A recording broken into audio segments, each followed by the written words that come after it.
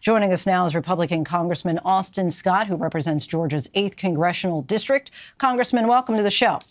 Hey, Linsey, thanks for having me. Appreciate you coming on. I want to start by asking you what you're hearing from Republican leaders as far as where the negotiations stand right now. Oh, we have wanted an agreement for the last several months, Linsey. And as you know, when President Biden signed the omnibus bill, we were at 99+% of the statutory debt limit in December. And we had been asking him to sit down and negotiate with us at that point. And fortunately, he's agreed to over the last several days. And so I think Speaker McCarthy feels like we can get to an agreement that limits the increases in federal spending and gets the national debt back down to a ratio in relation to the gross domestic product of the country that's healthy. And so I'm very hopeful, based on what Speaker McCarthy's had to say, that we get there before the end of the week. What are the red lines for you? I think the red line for me is, as we look out into the future, what is the debt as a percentage of GDP? And right now, the debt as a percentage of GDP is too high. I think every economist in the country would tell you that the debt as a percentage of GDP is too high. And so how do we get that debt in relation to the gross domestic product of the country back down to a healthy relationship? And certainly that needs to be below 100%. So the negotiation is not just about what happens June 1st. It's about what happens in June of 2024 and 2025 and 2026. And so we as Republicans, we did not want to be in this position. We wanted the president to sit down and negotiate with us back in December. They chose to pass an omnibus bill. And again, when he signed the bill, we were at 99+% of the statutory debt limit in December, and he refused to negotiate with us until just the last few days. So very dangerous politics has been played here by the president of the United States. But Kevin is negotiating in good faith. And Kevin tells us that the president, he believes, is negotiating in good faith at this stage. So hopefully we get there. If it's not below 100%, are you willing to let the United States default? I think default is the last possible thing that any of us want. I will tell you, Linsey, again, it's not just about what happens June 1st. It's about what happens in June of 2024, June of 2025, June of 2026. I've got a 5-year-old and an 8-year-old, and I'll tell you, the debt as a percentage of GDP cannot stay as high as it is without the consequences of a default at some point in the future. So we can't afford to accept a deal that leads to the bankruptcy of the country 12 months, 24 months, 36 months from now. So it's not just about what happens June 1st. It's about what happens in future years as well. So just to clarify that, so if it is not below 100, then that for you would be means for the default, even though, of course, that's what you want to avoid. But that would be a red line. Over the course of time, we're not going to get back down to 100% of GDP over 12 or 24 months. But over the course of time, the debt as a percentage of GDP has to come back down to a healthy level for the economy.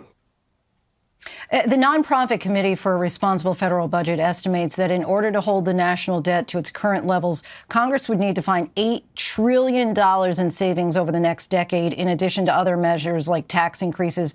Would you support tax increases to help reduce the national debt? Well, I'd rather us go back to the baseline spending that we had before. So the Democrats spent over $3 trillion in the American Rescue Plan and the Inflation Reduction Act.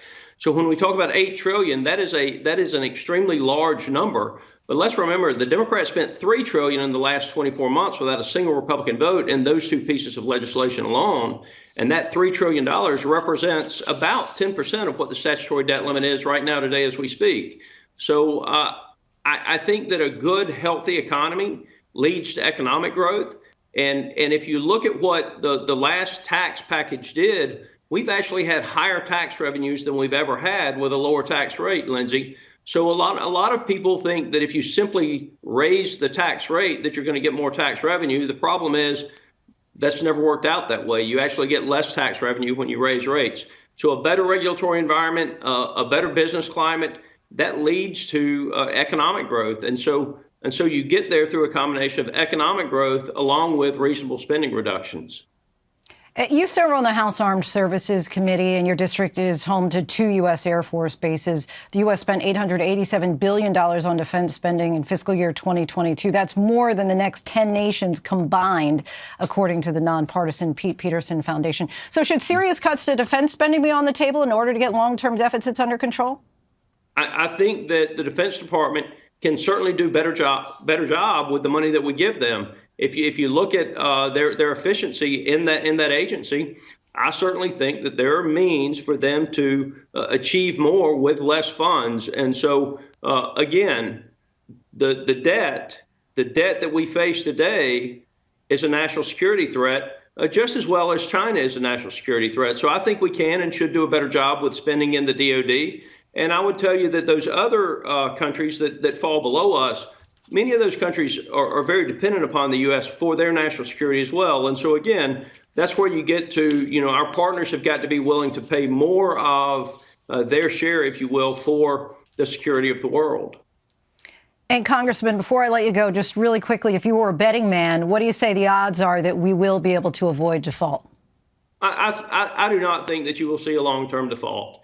I think we'll breach June 1st. We may. I don't think you'll see a breach that lasts into mid-June or anywhere along those lines. We continue to have tax receipts coming in. I just want, Linsey, you to know that I, as a Republican, none of us wanted to be in this position. We wanted the president to start negotiating with us way back in January. He refused to do that. And I'm glad that we're having the negotiations now, and I hope they go well over the next several days. We all certainly do. Congressman Austin Scott, we thank you so much for your time. Really appreciate your insight in the discussion. Thank you. Hi, everyone. George Stephanopoulos here. Thanks for checking out the ABC News YouTube channel. If you'd like to get more videos, show highlights, and watch live event coverage, click on the right over here to subscribe to our channel. And don't forget to download the ABC News app for breaking news alerts. Thanks for watching.